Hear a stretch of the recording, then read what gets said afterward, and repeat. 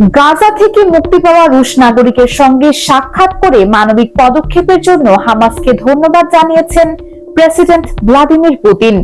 16 April স্থানীয় সময় সন্ধ্যায় ক্রেমলিনে মুক্তিপ্রাপ্ত রাশিয়ান নাগরিক আলেকজান্ডার ট্রুফানোড ও তার পরিবারের সঙ্গে দেখা করেন পুতিন। আরটি টেলিভিশন নেটওয়ার্ক প্রকাশিত বৈঠকের একটি ভিডিও ক্লিপে পুতিন মুক্তিপ্রাপ্তদের উদ্দেশ্যে বলেন, আপনারা যে মুক্তি পেয়েছেন তার কারণ হলো ফিলিস্তিনি জনগণ, তাদের প্রতিনিধিদের এবং বিভিন্ন সংস্থার সাথে রাশিয়ার স্থিতিশীল দীর্ঘমেয়াদী সম্পর্ক রয়েছে।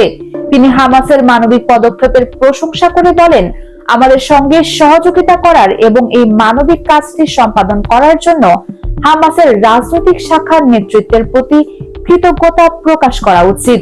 পুতিনের অফিসের তথ্য অনুযায়ী ক্রেমলিনে অনুষ্ঠিত বৈঠকে রাশিয়ার প্রধান ইহুদি ধর্মগুরু বেরেল লাজার এবং রুশ ইহুদি সম্প্রদায়ের ফেডারেশনের সভাপতি আলেকজান্ডার বোরোদাও উপস্থিত ছিলেন। West Bengal news desk.